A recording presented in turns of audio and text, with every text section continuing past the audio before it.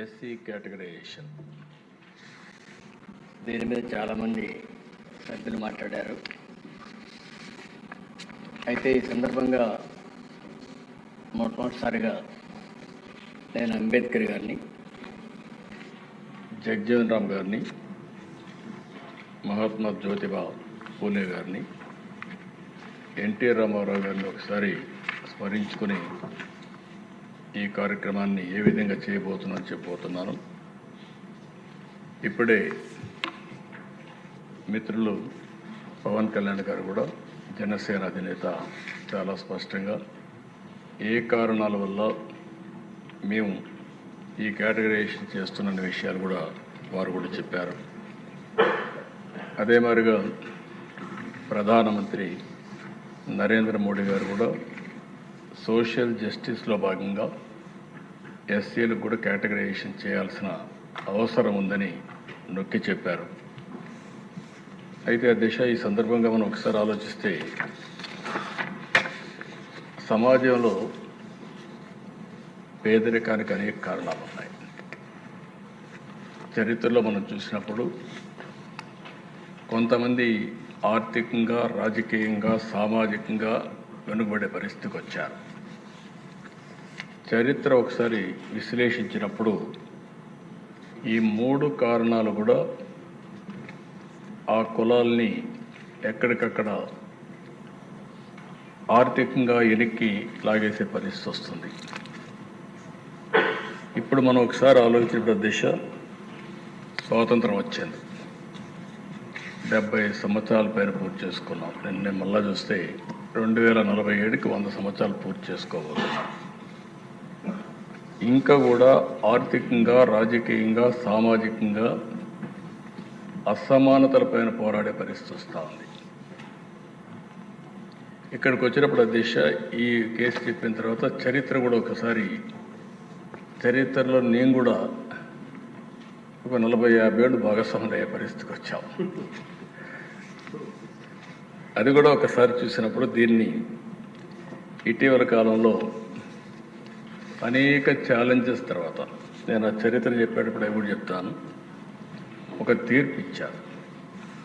7 మంది జడ్జెస్ 6+1 తీర్పు ఇచ్చినప్పుడు చాలా స్పష్టంగా రాష్ట్ర ప్రభుత్వాలు ఏ వర్గమైనా సరే వెనకబడిందని భావిస్తే మీరు వర్గీకరణ చేసే అవకాశాలు ఉన్నాయని రాష్ట్రం కానీ, కేంద్రం కానీ అందరికీ మీకు చేసే అవకాశం ఉందని చాలా స్పష్టంగా తీర్పు ఇచ్చారు.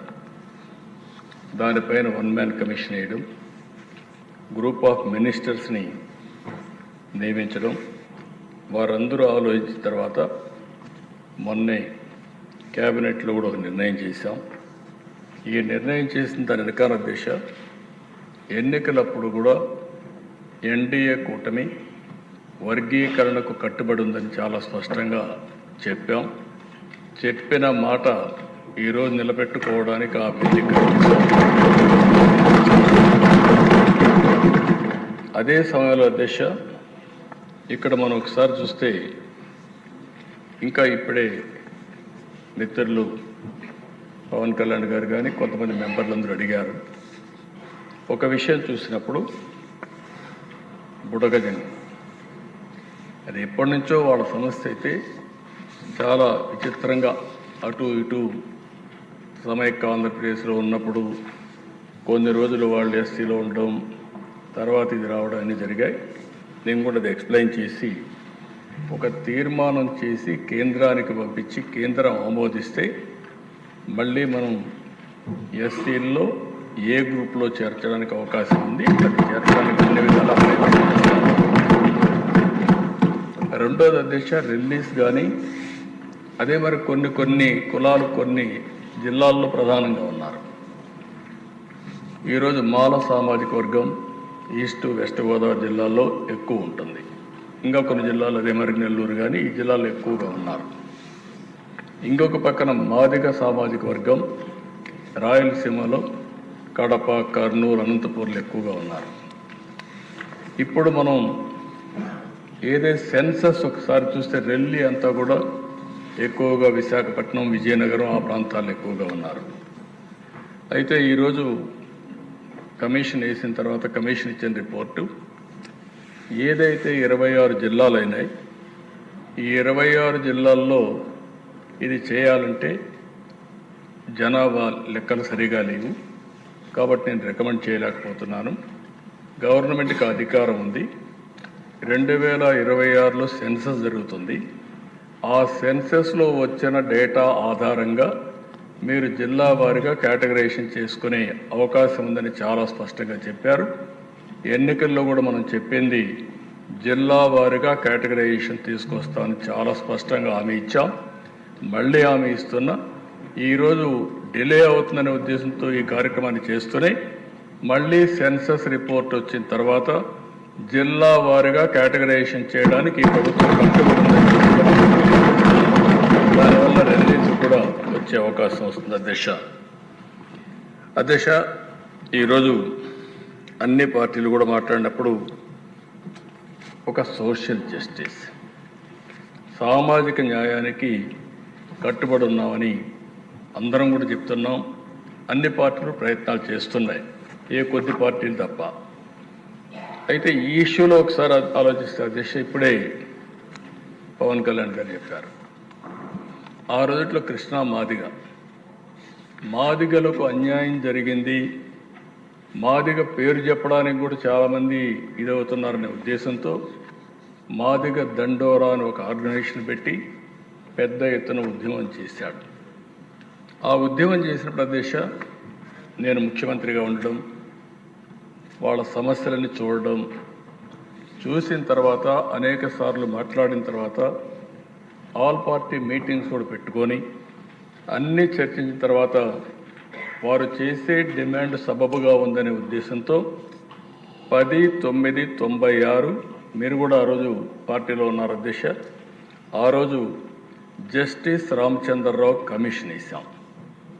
జస్టిస్ రామచంద్రరావు కమిషన్ వేస్తే వీరు రాష్ట్రం అంతా తిరిగి మొత్తం అధ్యయనం చేసి మాలా సామాజిక వర్గం, మాదిగ సామాజిక వర్గం, ఆది ఆంధ్ర, అదే మరిగా వీళ్ళందరి రెల్లి ఇవన్నీ కూడా చూసిన తర్వాత 4 కేటగరైజేషన్ కింద ABCD కేటగరైజేషన్కి ఆ రోజు మొగ్గు చూపించారు అధ్యక్ష. 28/5/97న వారు రిపోర్ట్ ఇచ్చారు. ఆ రిపోర్ట్ని బేస్ చేసుకుని మార్చి 98లో national commission for SC scheduled caste కమిషన్కి పంపించాం. అది కూడా వారు కన్సల్ట్ ఇవ్వాల్సిన పని లేదు, ప్రభుత్వం కన్సల్టేషన్ చేయాల్సిన బాధ్యత ఉందని చెప్పి ఆ రోజైతే పంపించాం. అది అయిన తర్వాత జూన్ 1999లో ఆర్డినెన్స్ ఇష్యూ చేశాం. 2/5/2200లో ఆ రోజు యాక్ట్ కూడా తీసుకొచ్చాం. అది కూడా మీరు చూస్తే ఏదైతే rationalisation and reservation act 2000 Andhra Pradesh scheduled caste అని చెప్పి యాక్ట్ కూడా తీసుకొచ్చాం. అదే సమయంలో ఎప్పుడు కూడా ఈ దేశంలో కొన్ని ఛాలెంజెస్ వస్తూ ఉంటాయి. ఏదైతే యాక్ట్ వచ్చిన తర్వాత నవంబర్ 2000లో హైకోర్టులో ఛాలెంజ్ చేశారు. నవంబర్లో అయితే హైకోర్టు కూడా దీన్ని అప్హెల్డ్ చేస్తూ ఇది కరెక్ట్గా ఉందని చెప్పి జడ్జిమెంట్ ఇచ్చారు. అదే మరిగా నవంబర్ 2004లో మళ్ళీ సుప్రీంకోర్టుకి వెళ్ళారు. సుప్రీంకోర్టుకి వెళ్ళినప్పుడు వారు అక్కడ చెప్పింది ఆ రోజుట్లో ఏదైతే వయలేషన్ ఆఫ్ ఆర్టికల్ 341(2) ఓన్లీ పార్లమెంట్కే అధికారం ఉంది అని ఒకటి, రెండోది ల్యాక్ ఆఫ్ లెజిస్లేటివ్ కాంపిటెన్స్ అని, మూడోది వయలేషన్ ఆఫ్ ఆర్టికల్ 14 అని చెప్పే ఉద్దేశంతో దీన్ని కొట్టేశారు అధ్యక్ష. అయితే 10/12/2004 ఆ రోజు కాంగ్రెస్ గవర్నమెంట్ ఉంది. ఆ రోజు వీళ్ళు ఒక అసెంబ్లీలో ఒక తీర్మానం కూడా పాస్ చేసి మళ్ళీ పంపించారు అధ్యక్ష. This house had passed resolution on 22nd April 1998 for categorization scheduled caste as recommended by Justice Ramchandra Commission. In view of the recent Supreme Court judgment, the House resolves to recommend to the Government of India to take up the matter in the Parliament పంపించారు. కానీ అప్పట్లో అది చేయలేకపోయారు అధ్యక్ష.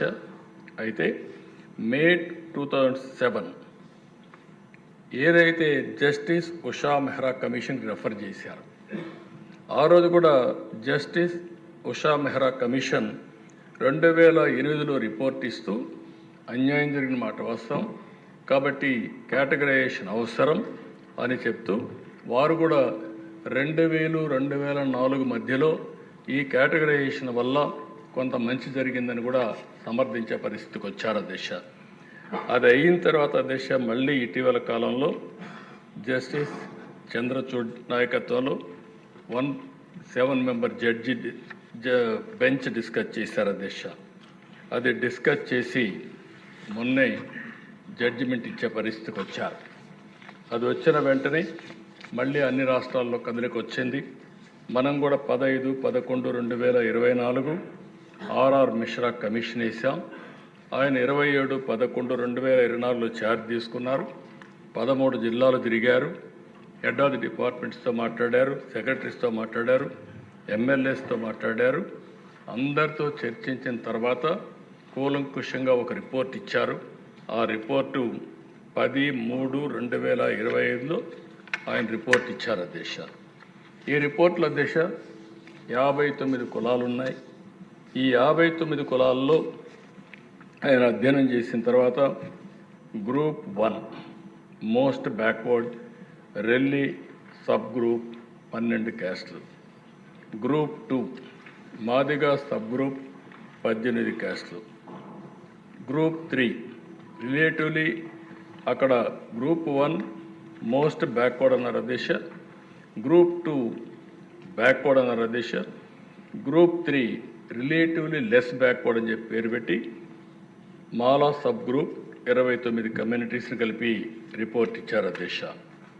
ఈ report ప్రకారం అధ్యక్ష ఈరోజు మనం చూస్తే వారు ఇచ్చిన రిపోర్ట్లో గ్రూప్ ఏ మొత్తం చూసిన తర్వాత జనాభా బ్యాక్వర్డ్నెస్ మిగిలిన అన్ని చూసిన తర్వాత 1% రికమెండ్ చేశారు అధ్యక్ష. పాపులేషన్ చూస్తే 2.25, వారు రికమెండ్ చేసింది 1% రికమెండేషన్ చేశారు. గ్రూప్ 2 అధ్యక్ష 41.56% పాపులేషన్ 6.5% రికమెండ్ చేశారు. గ్రూప్ 3 53.98% పాపులేషన్ 7.5% రికమెండ్ చేశారు అధ్యక్ష. ఇవన్నీ కూడా అధ్యక్ష 2011 జనాభాను బేస్ చేసుకొని చేశారు. అయితే రోస్ట్రం కూడా అధ్యక్ష మీరు ఒకసారి ఆలోచించినప్పుడు ఇవన్నీ బ్యాలెన్స్ కావాలంటే ఫస్ట్ 100కి ఎవరైతే మాల సామాజిక వర్గం ఉన్నారో వాళ్ళకి 7.5 ఉంది కాబట్టి 8 ఇచ్చారు అధ్యక్ష. అదే మాదిగ సామాజిక వర్గం ఏదైతే ఉందో వాళ్ళకి 6.5 ఉంది కాబట్టి దాన్ని 6 చేశారు అధ్యక్ష. ఇంకొక పక్క 1% రెల్లీకి ఇచ్చారు అధ్యక్ష. 200 వచ్చినప్పుడు మాల సామాజిక వర్గానికి 7 చేసి, మాదిగ సామాజిక వర్గానికి 7 చేసి, 1 వచ్చి రెల్లీస్కి ఇచ్చారు అధ్యక్ష. అంటే మాల సామాజిక వర్గానికి ఇది ఒక క్లారిటీ ఉండాలి అధ్యక్ష అందరికీ. రోస్టర్ అన్నప్పుడు 6.5 అయితే ప్రాబ్లం వస్తుంది, 100కు 6.5 ఇవ్వలేము. లేకపోతే మాల సామాజిక వర్గం 7.5 అయితే 7.5 అన్నప్పుడు ఆఫ్ ఇవ్వలేము. ఈ రెండు ఆలోచించి 200 పాయింట్లు తీసుకొని రోస్టర్ని ఎస్టాబ్లిష్ చేశారు. ఫస్ట్ 100కు ముందు చేశారు, నెక్స్ట్ 100కు చేశారు. ఫస్ట్ 100లో బ్యాలెన్స్ కాదు కాబట్టి సెకండ్ 100లో అందరికీ బ్యాలెన్స్డ్గా పెట్టారు. మూడో దిశ ఇది బ్యాక్లాగ్ ఉంటే 1 year వరకు బ్యాక్లాగ్ పెట్టారు. ఆ బ్యాక్లాగ్ ప్రకారం ఇవ్వడానికి కూడా రికమెండేషన్ ఇచ్చారు. అంటే రిజర్వేషన్స్ ఏ విధంగా వస్తాయంటే ఫస్ట్ 100 పోస్టులు వచ్చినప్పుడు 8 పోస్టులు ఎస్సీ అంటే మాల సామాజిక వర్గానికి వస్తాయి, మాదిగ సామాజిక వర్గానికి 6% వస్తాయి, 1% రెల్లి సామాజిక వర్గానికి గ్రూప్ 1కి వస్తాయి. 3 కలిపితే 15% అవుతుంది. నెక్స్ట్ 100కు పోయినప్పుడు బ్యాలెన్స్ చేయడానికి మాల సామాజిక వర్గానికి 7, మాదిగ సామాజిక వర్గానికి 7, 1 రెల్లి సామాజిక వర్గానికి 7 + 7 1 15 వస్తాయి. ఈ రెంటుల్లో చూసినప్పుడు 200 వచ్చినప్పుడు మళ్ళీ బ్యాలెన్స్లో 15 వచ్చి మాల సామాజిక వర్గానికి, 13 వచ్చి మాదిగ సామాజిక వర్గానికి 2 వచ్చి ఏదైతే రెల్లి సామాజిక వర్గం ఉన్నారో వాళ్ళకు 1% వస్తుంది. పర్సంటేజ్ వైజ్ సమానంగా అంటే అక్కడికి వచ్చి 2 వస్తుంది, ఓవరాల్ బ్యాలెన్స్ అవుతుంది. ఇది వాడు ఇచ్చిన రిపోర్టు. దీనివల్ల 100 పాయింట్లు వచ్చినప్పుడు మాల సామాజిక వర్గానికి ఎక్కువ వస్తాయి, రెండో 100 వచ్చినప్పుడు బ్యాలెన్స్ అవుతుంది. ఓవరాల్గా చూస్తే 6.5, 7.5, 1% బ్యాలెన్స్ అవుతుంది. ఇది వారు ఇచ్చిన రిపోర్ట్ అధ్యక్ష. ఈ రిపోర్ట్ని యాక్సెప్ట్ చేయాల్సిందిగా ప్రతి ఒక్కరిని కూడా రిక్వెస్ట్ చేస్తున్నా, అందరినీ కోరుతున్నా. అయితే అధ్యక్ష, ఇక్కడికి వచ్చినప్పుడు ఒక్క విషయం మీ అందరికీ చెప్పాల్సిన బాధ్యత నా పైన ఉంది అధ్యక్ష. దీనిపైన చాలా ఎక్సర్సైజ్ చేశాం. ఆ ఎక్సర్సైజ్లో కూడా వారు కూడా కొన్ని డీటెయిల్స్ ఇచ్చారు. ఆ డీటెయిల్స్ మనం చూస్తే ఏ వర్గం ఎట్లుంది, ఎట్లా ఆర్థికంగా ఉన్నాయి, ఉద్యోగపరంగా ఉదాహరణ గ్రూప్ 1లో అనలైజ్ చేశారు డేటా పెట్టుకొని. ఇందులో మాలలు, మాదిగలు, ఆది ఆంధ్ర, రెల్లి కులాలు ఎంతమందికి వచ్చాయో చెప్పారు. గ్రూప్ 2 చేశారు, గ్రూప్ 3 చేశారు, గ్రూప్ 4 చేశారు, జ్యుడిషియల్, టీటీడీ అన్నీ కూడా అధ్యయనం చేసి ఇవన్నీ కూడా ఒక సైంటిఫిక్గా చేసే పరిస్థితికి వచ్చారు.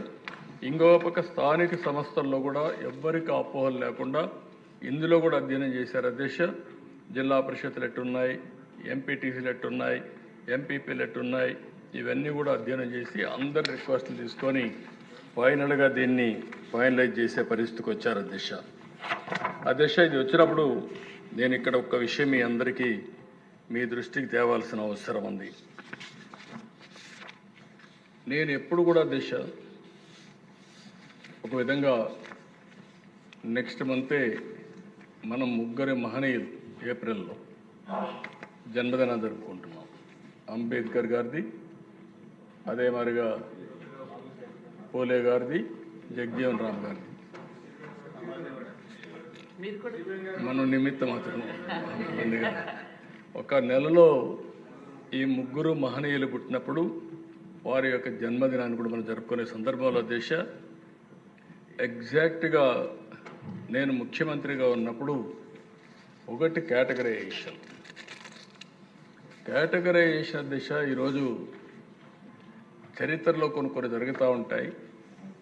ఎగ్జాక్ట్గా 30 సంవత్సరాల కంటే ముందు ప్రారంభించి అనేక అడుగుదొడుగులు లేకుంటే ఇబ్బందులు, సవాళ్ళు ఎదుర్కొని మళ్ళీ సుప్రీంకోర్టు పరీక్షలో నెగ్గి సుప్రీంకోర్టు కొట్టేసి మళ్ళీ 7 మెంబర్ బెంచ్కి పోయి ఒకసారి సుప్రీంకోర్టులో కొట్టేసిన తర్వాత మళ్ళీ బిగ్గర్ బెంచ్ ఉంటే తప్ప ఇది జెన్యూన్ అంటే తప్ప మళ్ళీ యాక్సెప్ట్ చేసే పరిస్థితి రాదు.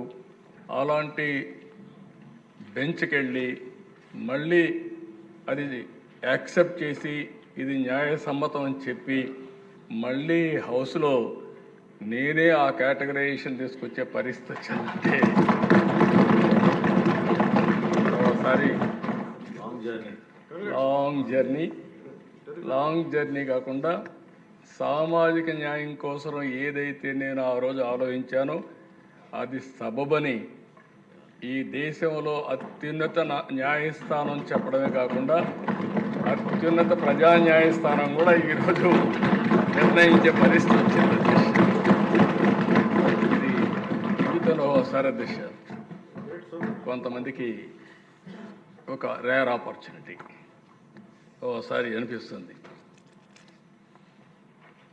ప్రజలు నాకు ఇచ్చిన అవకాశం నా పూర్వజన్మ సుకృతం, ఈరోజు ఈ పని చేయగలిగి.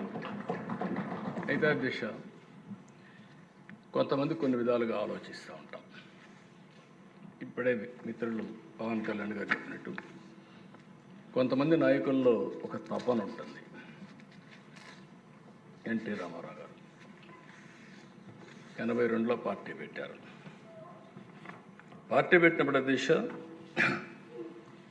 ఆయన మహనీయుల యొక్క స్ఫూర్తిని తీసుకొని ఎప్పుడు కూడా పేద పక్షాల ప్రతినిధిగా ఉండాలి, సామాజిక న్యాయం చేయాలి, అని అనునిత్యం పరితపించిన వ్యక్తి ఎన్టీ రామారావు గారు అని చెప్పి నేను మీకు తెలియజేస్తాను.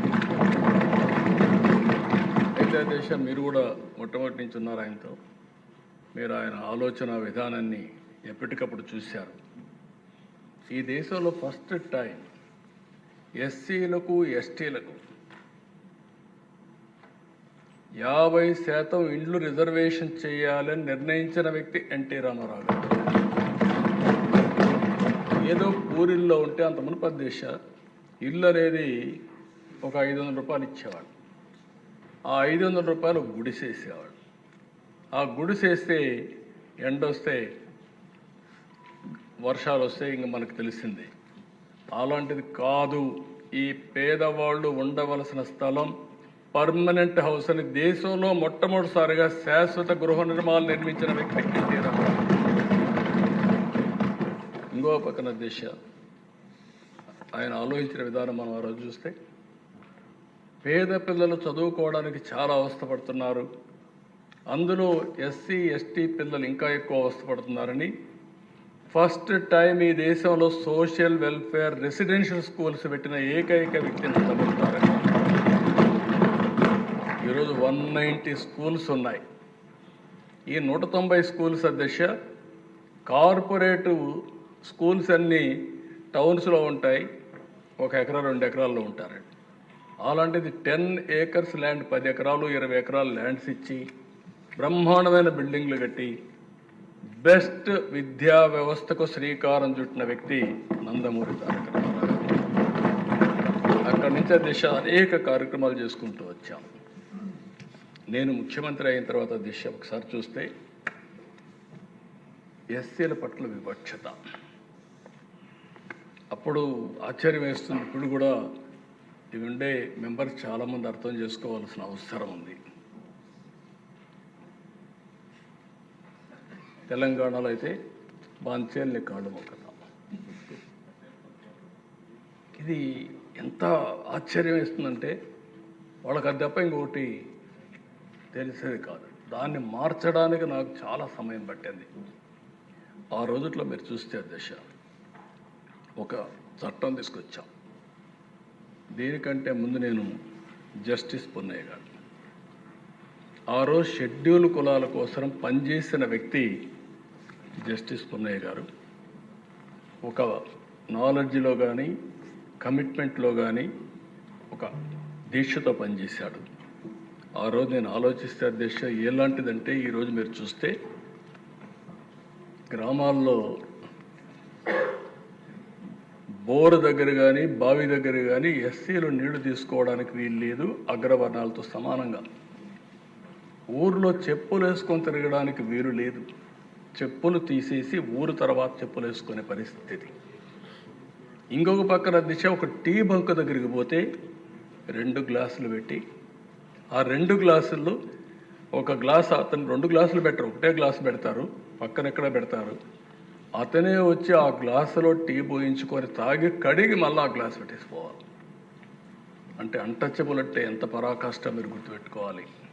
దేవాలయాలకు ఎంట్రన్స్ లేని పరిస్థితి. అంటే ఇలాంటివి చూసిన తర్వాత దిశ నేను ఈ జీవో తీసుకొచ్చాను. జస్టిస్ పున్నయ్య కమిషన్ ఇస్తాం. 42 రికమెండేషన్లు ఇచ్చాడు. 27 జీవోలు కానీ మెమోలు కానీ ఇష్యూ చేశాను. ఒక మాటలో చెప్పాలంటే కుల వివక్షత పైన యుద్ధం చేసిన ప్రభుత్వం తెలుగుదేశం ప్రభుత్వం అని యుద్ధమే చేశాం. అదర్వైజ్ మనుషుల్లో కరుడు గట్టకపోయిన అహంభావంతో ఏ మాత్రం కూడా వెళ్ళలేని పరిస్థితి. ఇక్కడ మీరు చూస్తే దేశ ఈ జీవో చూస్తే మీకు అర్థమవుతుంది. ఇది జీవో ఎంఎస్ నెంబర్ 105 డేటెడ్ 31/10/2011. ఇందులో చూసినప్పుడు దేశాలు this team will interact with all sections of the people in the villages including SCs, STs and convince and persuade the upper caste people against the evil of untouchability in various forms and in whatever manner it is being practiced and also against atrocities against SCs and STs with special reference to the villages concerned. The team lead the SCs and STs into the village temple, provide access to the public water sources and get the separate glass for SCs system removed from the tea and coffee shops. The team should also tackle any other village level social evils or superstitions like Jogin, Basani system, Banamati, Potiraju, bonded labor, manual scavenger. అంటే మీరు ఇవన్నీ చూస్తే దశ ఎంత భయంకరంగా అంటే మనిషిని మనిషిగా ట్రీట్ చేయలేని పరిస్థితి, మనిషిని యాక్సెప్ట్ చేయలేని పరిస్థితి. అక్కడి నుంచి దశ నేను ఒకటే డిసైడ్ చేసుకున్నాను, ఈ రాష్ట్రంలో ఎట్టి పరిస్థితుల్లో ఇవి ఉండడానికి వీలు లేదని జస్టిస్ పొన్నయ్య గారు ఇచ్చిన రికమెండేషన్ని తీసుకున్న తర్వాత 27 మెమోల్ని జీవోలు ఇష్యూ చేశాం. ఆ ఫస్ట్ జీవో మీరు చూస్తే GOMS నెంబర్ 92 ఆయన ఇచ్చిన report as it is accept చేయడం. రెండో రిపోర్ట్ గిరిజన ప్రాంతంలో గిరిజన భూములని కొట్టేసేవాళ్ళు, వేరే వాళ్ళు పోయి ఆక్యుపై చేసుకొని, అవన్నీ కూడా ITDAకి అధికారాలు ఇచ్చి గిరిజన భూములు వేరే వాళ్ళు తీసుకోవడానికి వీలు లేదు, ఈ భూములు గిరిజనులకే ఉండాలని చట్టాన్ని తీసుకొచ్చిన ప్రభుత్వం అమలు చేశాం, సిన్సియర్గా అమలు చేశాం. SCలు అదే మరి ఇంకొక పక్కన 694 జీవోల దిశ SCలు మరి ST సమస్యలు పరిష్కరించేదానికి జిల్లా, డివిజన్, మండల స్థాయిలో పరిష్కార సెల్స్ ఏర్పాటు చేశాం. ఇంకొక పక్కన చూస్తే దిశ 105 జీవో ఇప్పుడే ఇప్పించాను. దాని మీద అందరు అధికారులు కూడా వారానికి ఒక్కసారి ఒక విలేజ్కి వెళ్ళాలి, SI వెళ్ళాలి, NGOలు పెట్టుకోవాలి, ఆ ఊరంతా కూడా MRO ఉండాలి. ఆ ఊర్లో ఎవరైనా సరే ఇలాంటి అన్టచబిలిటీ యాక్ట్కి కానీ పాల్పడితే SC అట్రాసిటీస్ యాక్ట్ పెట్టి వాళ్ళపైన చర్యలు తీసుకుంటాం చాలాసార్లు చెప్పడమే కాకుండా విలేజ్ వారిగా వెళ్ళి టామ్ చేసేవాళ్ళు, దండోరా వేసేవాళ్ళు, చూసేవాళ్ళు. ఎక్కడన్నా కాఫీ షాప్లో, టీ షాప్లో కానీ 2 గ్లాసులు ఉన్నాయా, ఆ సిస్టమ్ ఉందా, ఎవరైనా ఊర్లో బావుల దగ్గరికి నీళ్ళకి వస్తే తీసుకోనికుండా చేస్తున్నారా, దేవాలయాల్లో ఎక్కడన్నా ఇలాంటివి చేస్తున్నారా, ఇలాంటివన్నీ కూడా వెరిఫై చేసి కఠిన చర్యలు తీసుకోవడానికి పెట్టాం. అదే మార్గ దిశ ఎవరైనా సరే SCలకు వ్యతిరేకంగా ఉన్న వివిధ అడ్డంకులు తొలగించడానికి క్యాస్ట్ హిందూస్ ఎవరైనా సరే ముందుకొచ్చి పోరాడితే, ఉద్యమాలు చేస్తే, వాళ్ళకి సహకరిస్తే జిల్లా స్థాయిలో 5 మందికి 10,000 రూపాయలు అప్పట్లోనే అవార్డులు ఇచ్చేవాడు. రాష్ట్ర స్థాయిలో ఉత్తమ సంస్థలకు 25,000 అవార్డులు ఇచ్చాం. అంటే వీళ్ళ ప్రోత్సహించాం, కలుపుకో రావడానికి ప్రోత్సహించాం. ఇంకొక పక్కన కొన్ని ప్రాంతాల్లో, కొన్ని గ్రామాల్లో అహంభావంతో ఇష్టానుసారంగా మీరు ఎన్నైనా చెప్పండి, కరుడుగట్టిన విధానాలతో ఎట్టి పరిస్థితుల్లో మేము ఇక్కడ ఆచరించామంటే ఆ ప్లేసులన్నీ కూడా వల్నరబుల్ ప్లేసెస్గా, హాట్ స్పాట్స్గా డిక్లేర్ చేశాం. డిక్లేర్ చేసి ఎప్పటికప్పుడు అధికార యంత్రాంగం అక్కడికి వెళ్ళడం, రిపీటెడ్గా వెళ్ళడం, ఎవరైనా దీన్ని వైలేట్ చేస్తే వాళ్ళపైన చర్యలు తీసుకోవడం మొదలుపెట్టాం. అదే మరుగ దిశ ఎక్కడైనా సరే ఒక అత్యాచారం SCలపైన జరిగితే జిల్లా అధికార యంత్రాంగం, కలెక్టర్, SP డైరెక్ట్గా వితిన్ 24 అవర్స్లో ఆ విలేజ్కి వెళ్ళాలి, వాళ్ళని పనిష్ చేయాలి. అలాంటి వ్యవస్థ తీసుకొచ్చాం. అయితే ప్రజల్లో అపోహలు కలిగించడానికి కాదు, వాళ్ళలో మార్పు తేవడానికి దీనిపైన పీస్ కమిటీలు వేసాం. పీస్ కమిటీలు వేసి ఏ ఊరికి ఆ ఊరు కూర్చోబెట్టి ఇది మంచిది కాదు, ఇది కరెక్ట్ కాదు, మానవత్వంతో ముందుకు పోవాలని చెప్పి వాళ్ళకి చెప్పాం.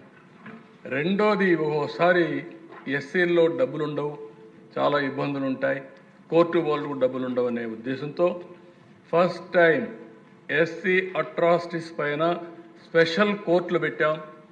అదే సమయంలో అడ్వకేట్, బెస్ట్ అడ్వకేట్స్ని పెట్టి వాళ్ళ కేసులన్నీ వాదించడానికి సహకరించాం. దీనికంతా గవర్నమెంటే డబ్బులు పెట్టుకున్నాం. ప్రతి నెల రిపోర్ట్లు తెప్పించేవాళ్ళం. ఇంకొక పక్క విజిలెన్స్ కమిటీ డిస్ట్రిక్ట్లో మీరు చూస్తే DVMC district vigilance monitoring committee ఒకటేసి ఇవన్నీ కూడా రివ్యూ చేశాం. మండల్ లెవెల్ కమిటీలు వేసాం.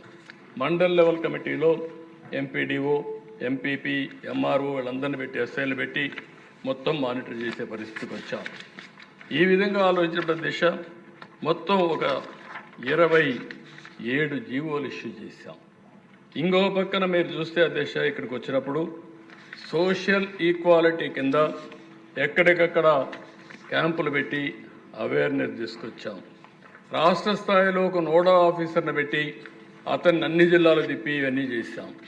ఇంకొక పక్కన అధ్యక్ష మీరు ఒకసారి చూస్తే రిలీఫ్, ఈరోజు ఎస్సీ అట్రాసిటీస్ పైన ఇచ్చే రిలీఫ్ ఆ రోజు జస్టిస్ పొన్నయ్య గారి కమిషన్ ఆధారంగా ఇచ్చిన డబ్బులు తప్ప, తర్వాత గవర్నమెంట్లో అటు పెంచాం తప్ప ఇవన్నీ ఇచ్చాం. అప్పట్లోనే 30,000 రూపాయలు, ఏదైనా ఇల్లు కొట్టేస్తే ఇల్లు కట్టేయాలి, ఎంప్లాయ్మెంట్ ఇవ్వాలి, ఉపాధి చూపించాలి, మళ్ళీ అదనంగా 30,000 రూపాయలు వాళ్ళకి ఆర్థిక సహాయం చేయమని చెప్పిన ప్రభుత్వం ఆ రోజు తెలుగుదేశం ప్రభుత్వం అని చెప్పి కూడా నేను మీకు తెలియజేస్తున్నాను. బరియల్ గ్రౌండ్స్ పోనీయకుండా చేసేవాడు. బరియల్ గ్రౌండ్కు రోడ్డు మీద ఉంటే ఇది మా పొలం కాబట్టి మేము పోనీయమంటే అవన్నీ కూడా ఎవిక్ట్ చేపించి చేసామని చెప్పి కూడా నేను మీకు తెలియజేస్తున్నా. ఇలాంటివన్నీ కూడా గ్రాంట్ కానీ ఎంప్లాయ్మెంట్ కానీ ఇవన్నీ ఇచ్చాం. ఇవన్నీ ఇచ్చి ఇంకో పక్కన ఎవ్రీ మంత్ 30వ తారీఖున ప్రతి గ్రామంలో రాష్ట్రంలో పౌర హక్కుల దినోత్సవాన్ని జరిపాం. అంటే సివిల్ రైట్స్ డే, ప్రతి ఒక్కరికి హక్కులు ఉన్నాయని చెప్పి ఇవన్నీ పెట్టి చేయించాం. కడాన మీరు చెప్పినట్టు దిశ గిరిజన భూముల్ని గిరిజనేతరులు ఎవరు తీసుకోవడానికి లేదని చెప్పేటాం. ఎలాంటి ఇబ్బందులు లేని భూములన్నీ వాళ్ళకి ఇమ్మని చెప్పి పోడో కల్టివేషన్ ఏదైతే ఉందో ఈరోజు గిరిజన భూములు హక్కులు కల్పించింది ఎన్టీ రామారావు గారు అయితే అప్పటి నుంచి మళ్ళీ ప్రత్యేక చట్టంలో కొన్ని జీవోలు ఇష్యూ చేసి అమలు చేశాం. ఇవన్నీ కూడా మీరు ఆలోచిస్తే దిశ దగ్గర 27 జీవోలు ఇష్యూ చేశాం. ఈరోజు ఒక్కసారి నేను చూస్తే నాకే ఆశ్చర్యం అనిపిస్తుంది, నేనే ఇచ్చానా అనిపిస్తామని. ఇప్పుడు అంటే చరిత్ర ఎట్లుంటుంటే అధ్యక్ష ఓసారి రిమైండ్ చేసుకుంటే తప్ప మనకు అర్థం కాని పరిస్థితి. నాకెంతో ఆనందం. ఆ రోజు నేను చేసిన పని ఈరోజు కూడా ఒక సోషల్ జస్టిస్కి కానీ అంటరాని తన నిర్మూలనకు కానీ బ్రహ్మాండంగా పనిచేసిందంటే చాలా గర్వంగా ఆనందంగా ఉన్నా. నేను చేసింది రైటు, భగవంతుడు నాకు అవకాశం ఇచ్చాడు, ఆ అవకాశాన్ని సమాజం కోసం ఉపయోగించామని ఆనందం, తృప్తి ఉందని చెప్పి కూడా నేను మీకు తెలియజేసుకుంటున్నాను. అధ్యక్ష ఓసారి కొన్ని అవకాశాలు వస్తూ ఉంటాయి, కొంతమంది సద్వినియోగం చేసుకుంటూ కొంతమంది చేసుకోలేరు. నేను ఎప్పుడూ ఒకటే అంటాను, ఈరోజు మీరు చూసే అధ్యక్ష ఫస్ట్ టైం బాలయూరి ఈస్ట్ గోదావరి జిల్లాలో పుట్టిన వ్యక్తి, ఆయన టాలెంట్ చూసాం. మీరు కూడా ఉన్నారు. ఎన్డీఏ ప్రభుత్వంలో స్పీకర్గా పెట్టుకోమని ఆనాటి ప్రభుత్వంలో వాజ్పేయి గారు రిక్వెస్ట్ చేస్తే 2 ప్రభుత్వాలకు కూడా సయోధ్య ఉండాలి, కనీసం మీరు మంత్రులు తీసుకోకపోతే పోయారు, ఒక స్పీకర్ని తీసుకోమని తెల్లవారితో నిర్ణయం చేసి ఆయనకు ఇన్ఫార్మ్ చేశాం. మొట్టమొదటిసారిగా లోకసభ స్పీకర్గా ఒక దళితుడిని చేసిన పార్టీ తెలుగుదేశం పార్టీ. బ్రహ్మాండంగా రాణించాడు. గోదావరి ట్రైన్లో వచ్చి నా దగ్గరకు వచ్చినాక ఫ్లైట్ ఎక్కిపోతానంటే నువ్వు వెళ్ళమని చెప్పిన తర్వాత ఢిల్లీలో ఫ్లైట్లో ఉన్నాడు. ఫ్లైట్లో ఉంటే దిశ వాజ్పేయి గారు ఫోన్ చేసి మీరు ఇప్పుడన్నా ఒప్పుకోండి, 10:30కి నామినేషన్ వేయాలి, 12 గంటలకు 11:30 12 గంటల టైం కూడా అయిపోతుందంటే అప్పుడు నేను అన్నాను ఓకే నేను చెప్తానని చెప్పి మళ్ళీ ఫోన్ చేసి ఓకే అండి బాలయోగి గారికి ఇస్తున్నా అని చెప్పి బాలయోగి గారు ఫ్లైట్లో ఉంటే ఎర్రంనాయుడు గారికి ఫోన్ చేసి పిఎం గారు అని ఇది చేశారు, మీకు ట్రాఫిక్ అంతా కూడా క్లియర్ చేస్తారు, ప్రత్యేకమైన లైన్ ఇస్తారు, ఇమ్మీడియట్ దిగతానే తీసుకుపోయి నామినేషన్ ఇప్పించమంటే ఎగ్జాక్ట్గా 5 నిమిషాలకు ముందు పోయి నామినేషన్ వేశారు అధ్యక్ష. బట్ ఒక దళిత, ఒక ఎస్సీ బిడ్డ బ్రహ్మాండంగా రాణించి మొత్తం దేశమంతా కూడా మెప్పించే స్థాయికి ఎదిగారంటే అదే తెలుగుదేశం పార్టీ, తెలుగు గడ్డ గర్వపడుతుందని చెప్పి కూడా నేను మీకు తెలియజేసుకుంటున్నాను. ఇదే మరుగు అధ్యక్ష 99లో మీరు కూడా ఉన్నారు, మీరు కూడా మంత్రి. ఆ రోజు ప్రతిభా భారతి గారిని స్పీకర్ చేశాం. ఒక మహిళ, ఒక దళిత మహిళని స్పీకర్ చేస్తే ఏ విధంగా ఉంటుందో ఆలోచించి మనం చేశాం. ఆ రోజు కూడా మీరు చూస్తే తెలుగుదేశం పార్టీ మొట్టమొదటిసారిగా ఒక దళిత మహిళని అసెంబ్లీ స్పీకర్ చేసిన ఘనత కూడా మనకు దక్కింది అధ్యక్ష. ఇంకొక పక్క అధ్యక్ష, ఆ రోజు ఈ రెండే కాకుండా కాకి మాధవరావు ఎవరు అంతవరకు ఎస్సీలు చీఫ్ సెక్రటరీ కాలేదు, అవుతారని కూడా ఊహించుకోలేదు. కానీ ప్రమోట్ చేయడమే కాకుండా కాకి మాధవరావు గారిని చీఫ్ సెక్రటరీ చేసి మళ్ళీ ఏదైతే పంచాయతీరాజ్ లోకల్ బాడీ ఎలక్షన్స్ కోసం స్టేట్ ఎలక్షన్ కమిషనర్గా చేశాం అధ్యక్ష. ఇంకో పక్క అధ్యక్ష అదృష్టం ఒకసారి ఎన్టీ రామారావు గారు నేషనల్ ఫ్రంట్ చైర్మన్గా ఉన్నప్పుడు అంబేద్కర్ గారికి భారతరత్న వచ్చింది. ఆయన కృషి మనం ఎప్పుడు మర్చిపోలేమని చెప్పి. ఇంకొకటి అధ్యక్ష, మీరు ఒకసారి చూస్తే మళ్ళీ ఎన్డీఏ గవర్నమెంట్లో అంబేద్కర్ గారి ఫోటో పార్లమెంట్లో పెట్టే పరిస్థితికి వచ్చింది. అంటే ఇవన్నీ కూడా ఒకసారి జరిగినప్పుడు మనకు కూడా ఒకసారి తృప్తి, ఒక సాటిస్ఫాక్షన్, మనం కూడా భాగస్వాములు అని చెప్పి ఆనందం అధ్యక్ష. ఇంకో పక్క అధ్యక్ష కేఆర్ నారాయణన్, నేను యునైటెడ్ ఫ్రంట్ చైర్మన్గా కన్వీనర్గా ఉన్నప్పుడు కేఆర్ నారాయణన్ గారిని ప్రపోజ్ చేసి ఒక ఎస్సీని రాష్ట్రపతి చేసిన ఘనత కూడా ఆ రోజు తెలుగుదేశం పార్టీకి యూఎఫ్కి దక్కింది అధ్యక్ష. అప్పుడు కాంగ్రెస్ కూడా సపోర్ట్ చేసే పరిస్థితికి వచ్చారు. అబ్దుల్ కలాం అధ్యక్ష, అబ్దుల్ కలాం గారిని ఈ దేశం ఎప్పుడూ గుర్తుపెట్టుకుంటుంది. అలాంటి వ్యక్తిని వాజ్పేయి గారి సహకారంతో ఎన్డీఏ గవర్నమెంట్లో ప్రెసిడెంట్ ఆఫ్ ఇండియా చేసిన ఘనత కూడా మనకు దక్కుతుంది. మన రోల్ ఉంది, దానికి గర్వపడుతున్నాం అధ్యక్ష. వీళ్లే కాకుండా అధ్యక్ష, ఈరోజు నరేంద్ర మోడీ గారిని కూడా మీరు ఒకసారి ఆలోచిస్తే ప్రధానమంత్రిగా కోవింద్ గారిని, ఒక షెడ్యూల్ కులానికి సంబంధించిన వ్యక్తిని ప్రెసిడెంట్ ఆఫ్ ఇండియా చేశారు. ఈరోజు దేశ రాష్ట్రపతిగా ముర్ము గారిని ఈరోజు చేసే పరిస్థితి వచ్చారు. ఇవన్నిట్లో మనం భాగస్వాములు అయిన దానికి నాకెంతో ఆనందంగా ఉంది. అందుకనే అధ్యక్ష ఈరోజు నేను చెప్తున్నా, ఇక్కడుండే మెంబర్స్కి అందరికీ తెలుగుదేశం పార్టీ, ఎన్డీఏ కూటమి, జనసేన, తెలుగుదేశం, బీజేపీ ముగ్గురం కలిసి ఒకటే హామీ ఇస్తున్నాం. ఈ ఎన్డీఏ అందరికీ సామాజిక న్యాయం చేయడానికి కట్టుబడి ఉన్నామని మరొకసారి అందరికీ విజ్ఞప్తి చేస్తున్నాం. నేను ముందే చెప్పాను, ఏదైతే ఈరోజు మనకు సెన్సస్ కావాలి, సెన్సస్ వస్తే ఆ సెన్సస్ ఆధారంగా జిల్లాల వారీగా రిజర్వేషన్స్ పెట్టే పరిస్థితి వస్తుంది. ఈరోజు మిశ్రా కమిషన్ కూడా ఒకటే చెప్పారు, government may take a view on this at an appropriate time after conduct of next census based upon national principles, quantifiable data and inter-sea backwardness. అంటే నెక్స్ట్ ఏదైతే సెన్సస్ వస్తానే దాన్ని బేస్ చేసుకొని జిల్లా వారీగా పెట్టడానికి దాన్ని కూడా ఏమన్నారంటే there have been request to fix the percentage of reservations to the sub-classified groups by taking district as a unit. There are 26 districts in the state at present, and Commission would not like to make any announcement in this matter because there is no proper census. కాబట్టి proper census వచ్చిన తర్వాత మేము కట్టుబడి ఉన్నాం. దానికి ఎట్టి పరిస్థితుల్లో కూడా న్యాయం చేస్తాం. ఈ ప్రభుత్వం సామాజిక న్యాయం జరగాలని, అందరికీ న్యాయం చేయాలనే ఉద్దేశంతోనే ఈ ప్రభుత్వం ముందుకు పోతున్నామని చెప్పి కూడా నేను మీకు తెలియజేస్తున్నాను. ఇప్పుడే స్వామి గారు కొన్ని విషయాలు చెప్పారు, నేను అవన్నీ పోవడం లేదు.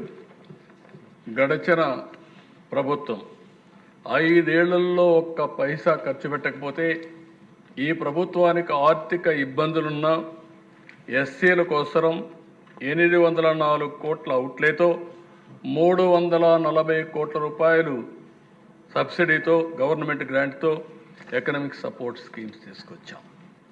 సబ్ ప్లాన్ పూర్తిగా రద్దయ్యే పరిస్థితి వచ్చింది. 14-19 సబ్ ప్లాన్ పర్ఫెక్ట్గా అమలు చేశాం. ఇందులో కూడా దిశ మీరు ఒకసారి చూస్తే అప్పట్లోనే ఎస్సీ సామాజిక వర్గానికి, మాల సామాజిక వర్గానికి, మాదిగ సామాజిక వర్గానికి జనాభా దామాషా ప్రకారం ఆర్థిక వనరులు కూడా అప్పుడే కేటాయించాం. ఈరోజు మళ్ళీ ఈ కార్యక్రమం వల్ల 22,000 మంది బెనిఫిట్ అయ్యే పరిస్థితి వచ్చారు. నేషనల్ ఏదైతే ఫైనాన్స్ డెవలప్మెంట్ కార్పొరేషన్ ఉందో అది కూడా ఒక్క పైసా తీసుకురాకుండా మన ఎస్సీ ఫైనాన్స్ కార్పొరేషన్ కూడా క్లోజ్ చేసే పరిస్థితి వచ్చారు. ఈరోజు వీళ్ళు బకాయిలు పెట్టి వెళ్ళిపోయారు. ఆ డబ్బులు కట్టకపోతే డబ్బులు ఇవ్వమంటే 5 సంవత్సరాల్లో పాత బకాయిలు చెల్లిస్తామని అగ్రిమెంట్ ఇచ్చి ఎంఓ ఇచ్చి ఒక ఎంఓ వాళ్ళ డబ్బులు కూడా కట్టి మళ్ళీ డబ్బులు రెగ్యులరైజ్ చేశాం. దీనివల్ల చాలా వరకు మళ్ళీ ఎస్సీలకు న్యాయం జరిగే పరిస్థితి వస్తుంది. కొంతమంది రిక్వెస్ట్ చేశారు, ఇప్పుడే మాల సామాజిక వర్గానికి చెందినవారు కానీ, మాదిగ సామాజిక వర్గానికి చెందినవారు కానీ ఆర్థికంగా కూడా పైకి తీసుకొచ్చే కార్యక్రమాలు ఇమ్మని చెప్పి కోరారు. ఈ ప్రభుత్వం కట్టుబడి ఉంది. ఓసారి వాళ్ళ కుల వృత్తుల వల్ల కొన్ని పనులు ఇచ్చే అవకాశం ఉంటుంది. ఏమేం చేయాలని నేను ఆలోచించి తప్పకుండా దీనికి శ్రీకారం చుడతామని చెప్పి కూడా మాల సామాజిక వర్గానికి కానీ, మాదిగ సామాజిక వర్గానికి కానీ, రెల్లి సామాజిక వర్గానికి కానీ, కడాన బుడగ జంగం సభ్యులకు కూడా విజ్ఞప్తి చేస్తున్నాను. అధ్యక్ష, ఇప్పుడే మన మెంబర్స్ అందరూ చెప్పారు. ఈరోజు బుడగ జంగం చూస్తే ఎక్కడికి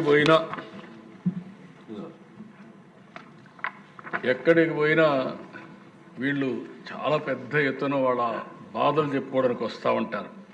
వీళ్ళది కూడా ఒక విచిత్రమైనటువంటి సమస్య. మీరు ఒకసారి చూస్తే అధ్యక్ష, 1950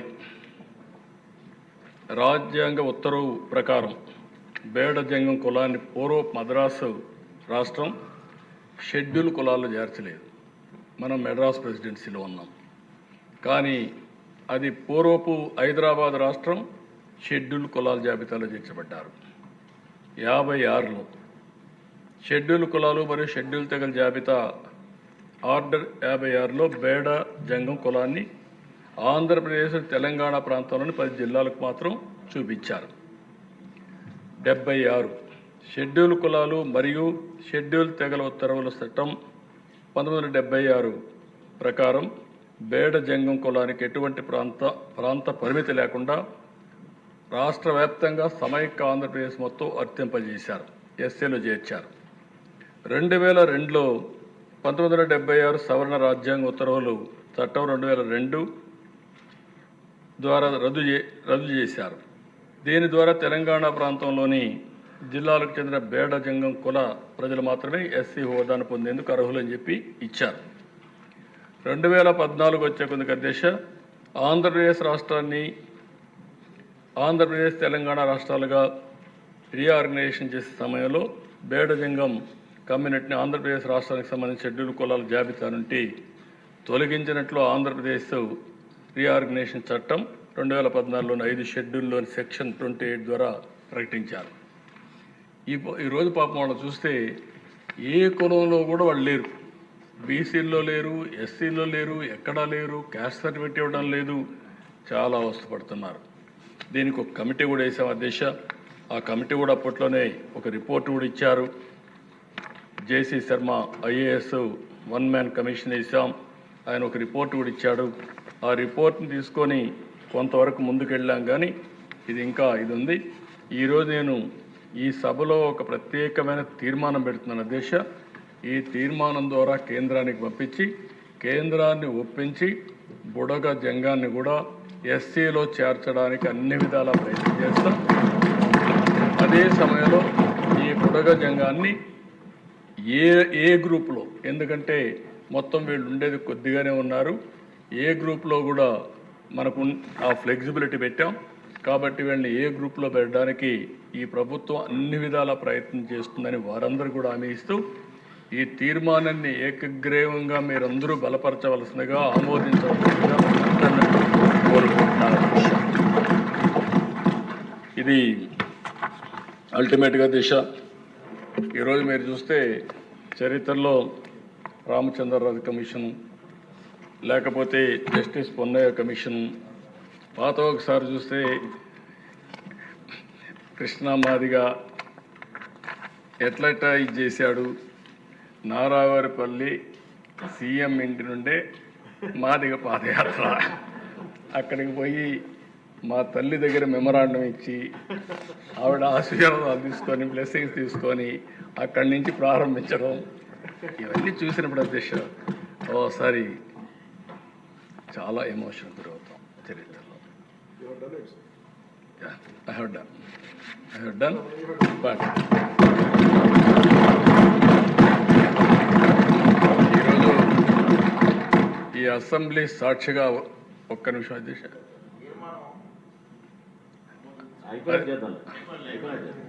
ఈరోజు అధ్యక్ష ఓసారి కొన్ని అవకాశాలు వస్తూ ఉంటాయి.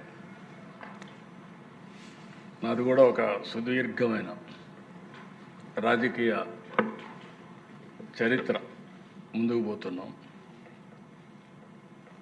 ఎక్కడో పుట్టి ఒక మామూలు గ్రామంలో అందరి మారిగానే మా ఊర్లో అయితే 20 ఇళ్ళు ఉండేటివి. మా ఊరికి రోడ్డు కూడా లేదు.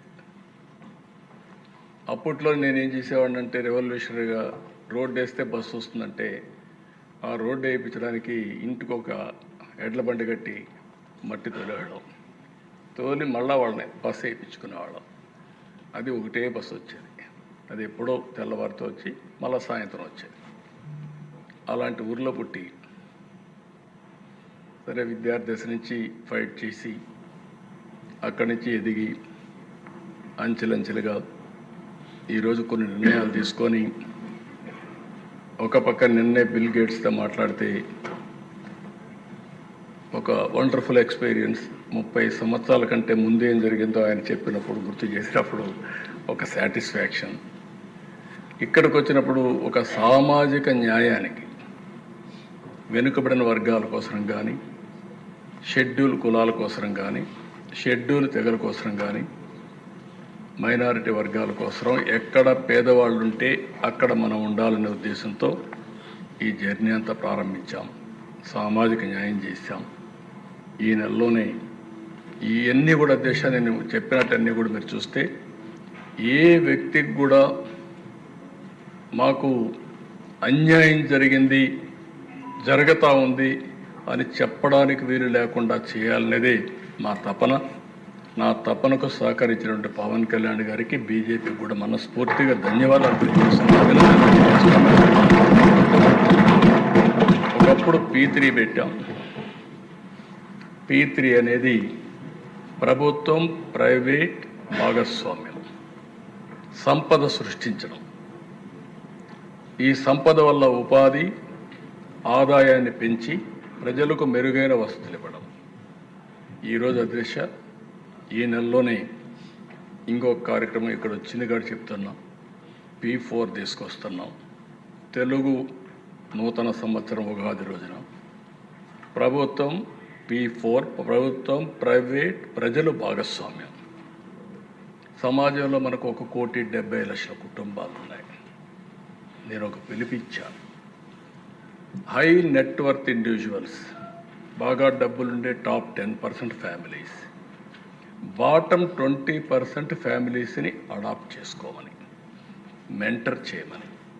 వాళ్లకు సమాజం ఈ శక్తి ఇచ్చింది. ఈరోజు వాళ్ళు కూడా ఎక్కడి నుంచో రాలేదు. ఇప్పుడు నేను ఈ స్థాయికి వచ్చానంటే అంచెలంచెలుగా ఎవరిచ్చారు అధ్యక్ష నాకు ఈ అవకాశం?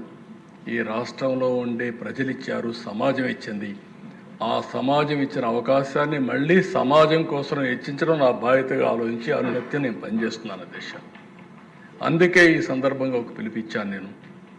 ఎవరైతే సమాజం వల్ల పైకొచ్చిన వ్యక్తులు, మనతో సమానంగా పుట్టిన వ్యక్తులు మన ఊర్లో ఇంకా పేదరికంలో ఉన్నారు, 3 పూట్ల తిండి లేని పరిస్థితిలో ఉన్నారు, సరైన నీళ్లు లేని పరిస్థితి, వాళ్ళు మనుషులే. కానీ మనకు అవకాశాలు వచ్చాయి, మనం చేయగలిగే వాళ్ళు చేయలేకపోతున్నారు. అందుకే నేను పిలిపిస్తున్నాను అధ్యక్ష, జీరో పావర్టీ. ఈ జీరో పావర్టీలో కూడా దేశ పేదరికం ఎవరికి ఉందా దేశ ఈరోజు సమాజంలో మీరు ఒకసారి చూస్తే ఇదంతా కూడా జీరో పావర్టీ అనేది ఈ పేదవాళ్ళకే ఉంది. అందులో ఎక్కువ ఎవరున్నారు? ఎస్సీస్లో ఉన్నారు, బీసీస్లో ఉన్నారు, గిరిజనులో ఉన్నారు, మైనారిటీస్లో ఉన్నారు, అగ్రవర్ణాల్లో కూడా ఉన్నారు. అందుకని అధ్యక్ష 20% ఫ్యామిలీస్ అంటే 30 లక్షల కుటుంబాలు ఉంటారు. P4 కింద అడాప్ట్ చేసుకుంటాం. గవర్నమెంట్ ఇవ్వాల్సింది ఫోకస్ చేస్తాం. టెక్నాలజీ మెచ్యూరిటీ వచ్చింది. మ్యాక్రో లెవెల్లో రాష్ట్ర స్థాయిలో ప్లానింగ్ చేయొచ్చు. క్షేత్రస్థాయిలో ప్రతి ఒక్క ఇంటిని ఫోకస్ చేయొచ్చు. అది వాళ్ళు అడాప్ట్ చేసుకున్న వ్యక్తులు కూడా పెట్టి మెంటరింగ్, వాళ్ళు చేయాల్సింది వాళ్ళకు ఆర్థిక సహాయం, టైమ్లీ హెల్ప్, ఒక short term, medium term, long term goals పెట్టుకొని వీళ్ళు కానీ మానిటర్ చేయగలిగితే ఇది అసాధ్యం కాదు. ఈరోజు ఒక విధంగా ఆలోచిస్తే ఒక ఇంపార్టెంట్ డే ఎందుకు అంటున్నానంటే ఒక కేటగరైజేషన్ తీసుకునే సందర్భంగా పేదరికం లేని రాష్ట్రాన్ని చూడాలన్న ఆలోచన, జీరో పావర్టీనే కాకుండా ఆర్థిక అసమానతను తగ్గించాలి. కొంతమంది ఈరోజు దేశ సంపద వచ్చిన తర్వాత కోట్ల రూపాయలు వచ్చే పరిస్థితి వచ్చింది. కొంతమంది నిరుపేదలుగా ఉన్నారు. ఇది సమాజానికి మంచిది కాదు. నా జీవితంలో ఒకటి ఆలోచిస్తున్నా, జీరో పావర్టీ ఫేజ్ 1 తర్వాత ఆర్థిక అసమానతలు తగ్గించడానికి నా జీవితాంతం పనిచేస్తాను. మా పార్టీ కూడా పనిచేస్తుంది. ఎన్డీఏ కూడా పూర్తిగా ఆ దిశగా ముందుకు పోతామని మీ అందరికీ హామీ ఇస్తున్నా. ఆ దిశగా ముందుకు పోతాం. అదే సమయంలో అధ్యక్ష ఈరోజు ఇక్కడికి వచ్చినప్పుడు కోస్తా జిల్లాలో తూర్పు కాపులకు కుల సర్టిఫికెట్ ఇవ్వడం లేదని చెప్పి ఇప్పుడే బుచ్చేశ్వర్ గారు రైజ్ చేశారు. తప్పకుండా దీన్ని కూడా తీసుకొని ఏ విధంగా వర్కౌట్ చేయాలో వర్కౌట్ చేస్తామని చెప్పి తెలియజేసుకుంటూ, ఎవ్వరికి కూడా అన్యాయం జరగకుండా అందరికీ న్యాయం జరిగేట్టుగా చేయడం మన బాధ్యత. అదే సమయంలో కొంతమంది కొన్నిసార్లు అపార్థం కూడా చేసుకునే పరిస్థితి ఉంటారు. తెలిసి కానీ తెలియకుండా కానీ ఎవ్వరికి ఈ ప్రభుత్వం ఇబ్బంది పెట్టదు. అదే సమయంలో సామాజిక న్యాయం చేయడానికి మాత్రం 100కి 100% కాదు 1000% కమిటెడ్గా పనిచేస్తామని మరొకసారి తెలియజేసుకుంటూ ఈరోజు ఈ అవకాశాన్ని ఇచ్చిన మీకు మిత్రులందరికీ కూడా మనస్ఫూర్తిగా అభినందిస్తూ, ప్రత్యేకంగా జనసేన అధినేత పవన్ కళ్యాణ్ గారికి, బీజేపీ నాయకులకి, ప్రధానమంత్రి గారికి అందరికీ ధన్యవాదాలు తెలియజేసుకుంటూ సెలవు తీసుకుంటాను.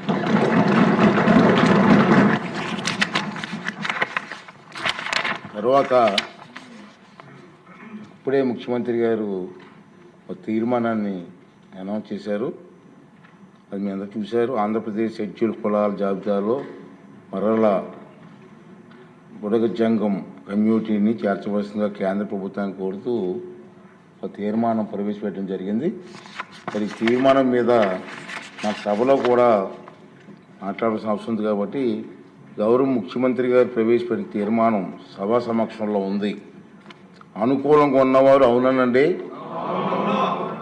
వ్యతిరేకంగా ఉన్నారు కాదనండి, అవునన్నారు, అందరూ అవునన్నారు. తీర్మానం ఏకగ్రీవంగా ఆమోదించబడింది.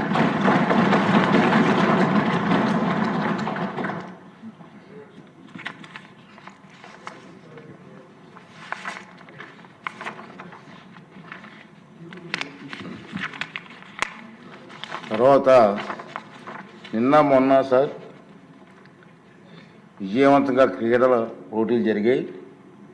చాలా బాగా జరిగాయి. చాలామంది ఉత్సాహంగా పాల్గొన్నారు. మహిళా ఎమ్మెల్యేలు కూడా రాత్రి 8-9 గంటల వరకు ఆడుతూనే ఉన్నారు. ప్రజలు కూడా, విజయవాడ ప్రజలు కూడా నేషనల్ గేమ్స్ అయినట్టు స్టేడియం కూడా వచ్చారు సార్. బ్రహ్మాండంగా జరిగింది. సభ్యులంతా ఉత్సాహంగా ఈ పోటీలో పాల్గొన్నారు సార్. అందరికీ అభినందనలు తెలియజేస్తున్నాను. ఈరోజు మన సభ్యులు విభిన్న కళారంగంలో కూడా వారు తాలూకు టాలెంట్ చూపించడానికి ప్రదర్శనలు కూడా చేస్తున్నారు. ఇప్పుడు ఆ తర్వాత ఆర్థిక శాఖ మంత్రి గారు మరి మీ ఆశీర్వాదంతో సభ్యులకు విందు కూడా ఏర్పాటు చేశారు సార్.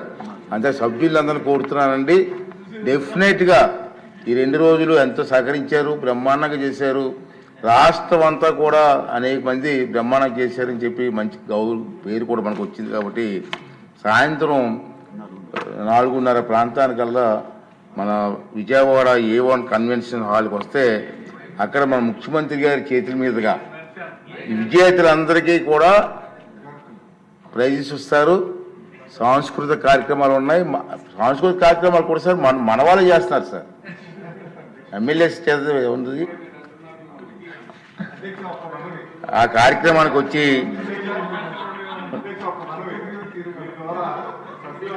ఏంటంటే ముఖ్యమంత్రి గారు ఉప ముఖ్యమంత్రి గారు కూడా ఈ ఆటల పోటీల్లో నెక్స్ట్ ఇయర్ అని సార్ పాల్గొని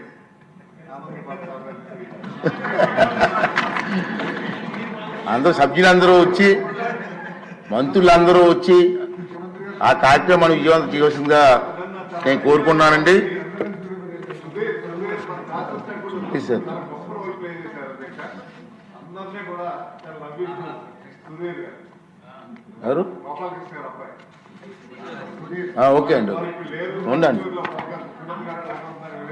ముఖ్యమంత్రి వారికి ప్రైజ్ తర్వాత ఈ సభ గురించి కూడా కొన్ని విషయాలు చెప్పవలసిన అవసరం ఉంది.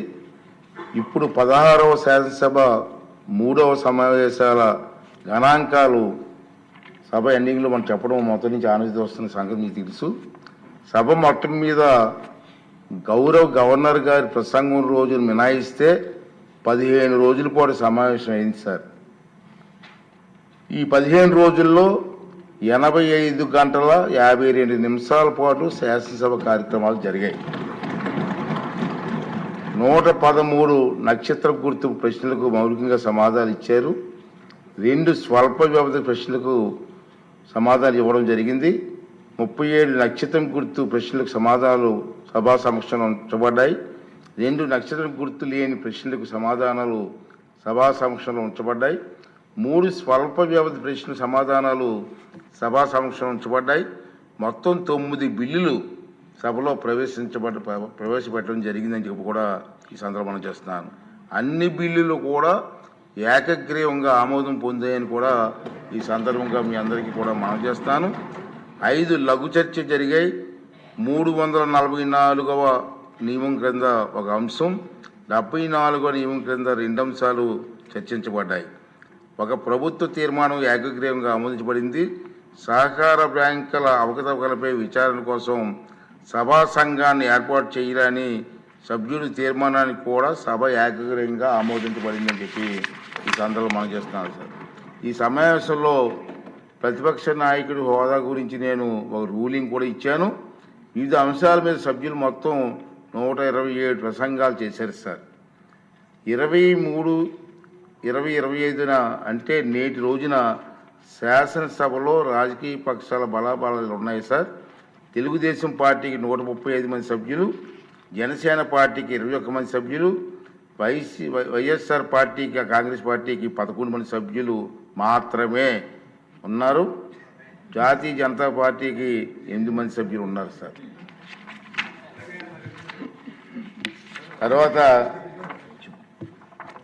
ముఖ్యంగా సార్ ఈ శాసనసభ స్టార్ట్ అయిన దగ్గర నుంచి ఈరోజు వరకు కూడా మనకు ఎంతోమంది వ్యక్తులు మనకు సహకరించడం జరిగింది. శాసన మండలి మరియు శాసనసభ కార్యక్రమాలు సజావుగా సాగడంలో సహకరించినటువంటి శాసన వ్యవస్థ ఉద్యోగస్తులకు, ప్రభుత్వ అధికారులకు, చీఫ్ సెక్రటరీ గారికి, సెక్రటరీ జనరల్ గారికి, డీజీపీ గారికి, పోలీస్ సిబ్బందికి మన అందరి తరపున నా తరపున కూడా హృదయపూర్వక అభినందనలు తెలియజేస్తాను, కృతజ్ఞతలు తెలియజేస్తానని చెప్పి తెలియజేస్తాను అధ్యక్ష. రెండో సార్, ఇక మన ఇప్పుడు సార్ అధ్యక్ష ఇక్కడ చూస్తే అటెండెన్స్ 24వ తారీఖున వైఎస్ఆర్ కాంగ్రెస్ 11 మందికి వచ్చారు, సంతకాలు పెట్టారు. 5 మంది వచ్చి సంతకాలు పెట్టారు. 18/3/2025 ఒకరు వచ్చారు. 19/3/2025 నలుగురు వచ్చారు. లోపలక్కడ వచ్చిన కనపడలేదు అధ్యక్ష. మీరు రాలేదా? మీరు మాకు ఐడియా లేదు. మీరు రానిలేదేమో అని మాకు అనుమానం. మార్నింగ్ నేను అనౌన్స్ చేశానండి హౌస్లో. దొంగచాటును వచ్చి సంతకాలు పెట్టి కర్మ ఎందుకు పెట్టిందో నాకు అర్థం కావట్లేదు. హౌస్లో కనపడలేదు ఎక్కడ. జీతాలు తీసుకుంటూ హౌస్కు రాకపోవడం ఒక తప్పు అండి. గవర్నమెంట్ జీతాలు తీసుకుంటున్నారు సార్ వీళ్ళందరూ కూడా. జగన్మోహన్ రెడ్డి మినహా అందరు ఎమ్మెల్యేలు కూడా నెల నెల జీతాలు తీసుకుంటున్నారు. మరి జీతాలు తీసుకొని డ్యూటీకి రాకుండా ఉన్న వాళ్ళు ఏమనాలి సార్ మనం? అదే ప్రభుత్వ ఉద్యోగస్తులు కానీ డ్యూటీకి రాకపోతే ఏం చేస్తాం సార్ మనం? అంటే దీనికి అంటే తెలియని చెప్తున్నాను, ప్రజలకు కూడా తెలియాల్సిన అవసరం ఉంది సార్. అంచేత దొంగచాటును వచ్చి దొంగ సంతకాలు పెట్టే కర్మ ఎందుకు వచ్చింది సార్ ప్రజాప్రతినిధులకి? ఇవన్నీ కూడా మనం ప్రజాప్రతినిధులుగా ఇటువంటి తప్పుడు పని చేయటం అనేది తప్పుడు సంకేతాలు వస్తాయి. డెఫినెట్ చేద్దామండి. ఓకే, డెఫినెట్గా నేను ఒకసారి రూల్స్ వెరిఫై చేసి అవసరమైన రూల్స్ పర్మిట్ చేస్తే ఎథిక్స్ కమిషన్కి వెళ్దాం సార్. తప్పదు, ఎందుకంటే ప్రజల డబ్బు ఇది. ప్రజా డబ్బుని జీతాలుగా తీసుకుంటూ ప్రజలకు సేవ చేయకుండా దొంగచాటుని వచ్చి సంతకాలు పెట్టవలసిన కర్మ ఇటు ఒకసారి దీనికి అవసరమైతే అంతా పెద్దలందరితో మాట్లాడి ఎథిక్స్ మనోహర్ గారు అంతా అనుభవం మాట్లాడిన తర్వాత అవసరమైతే ఎథిక్స్ పంపిస్తాం.